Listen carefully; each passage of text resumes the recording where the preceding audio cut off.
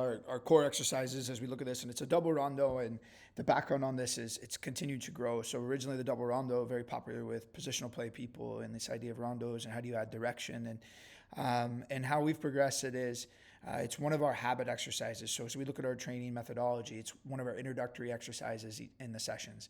And what we've grown to and why we've kind of gone to this model is that it allows us right away to get things to goal, gives us some repetition of finishes, gets people involved. We have it so that there's the moments of transition as well, but it is also supporting our team idea that we always need to be able to look forward, play forward, and move forward, that we can't lose sight of the objective of the game, which is trying to score goals. So the way the exercise works, it starts in a 5v2 in the first grid. Again, adjust size. It's 10 by 20, 12 by 10, two stacked on top.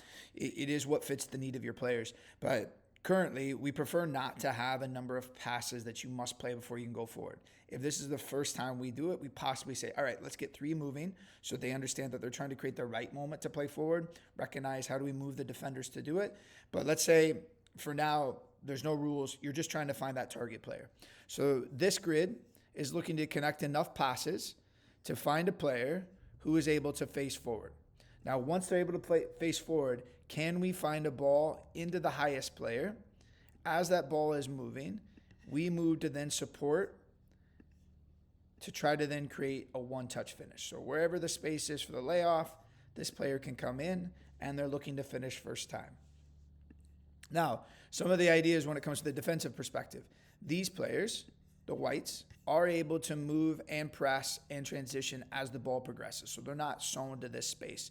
As a starting point, they are. If they are able to regain the ball, they're able to try to score by taking the ball and dribbling out the space and escaping out the grid on the dribble on this end line. So if you think of the soccer game and its directional nature, we're trying to score this way, so we're progressing in this direction. They are regaining the ball and looking to move in this direction. So if we lose it, we've got to be able to quickly get back in and protect that transition out and collapse around the ball to deny that exit as well. Now, how we work to keep intensity high is, as you can see, there are 4 whites that are off the space right now.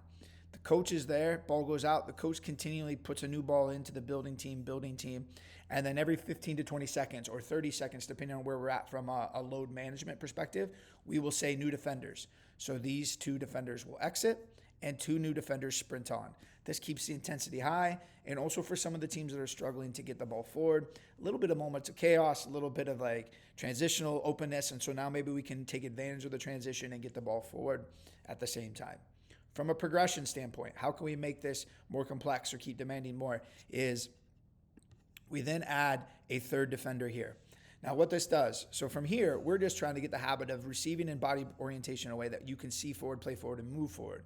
As soon as you add this defender, they're perceiving what forward looks like. So now they have to read the game. Let's say this player is able to be the free player who can carry, and they're looking to connect with this player. If this is man-marked, how do we then dribble into that space to try to attract a player and maybe create a different way to link and then score the goal? Our group is really good with that, but again, you have to start to look and make this a little bit tighter. Maybe they cut that player off. Can we use this one to then go into that target player to create the space? So again, there's ways that you can add and progress it based on the need of your team.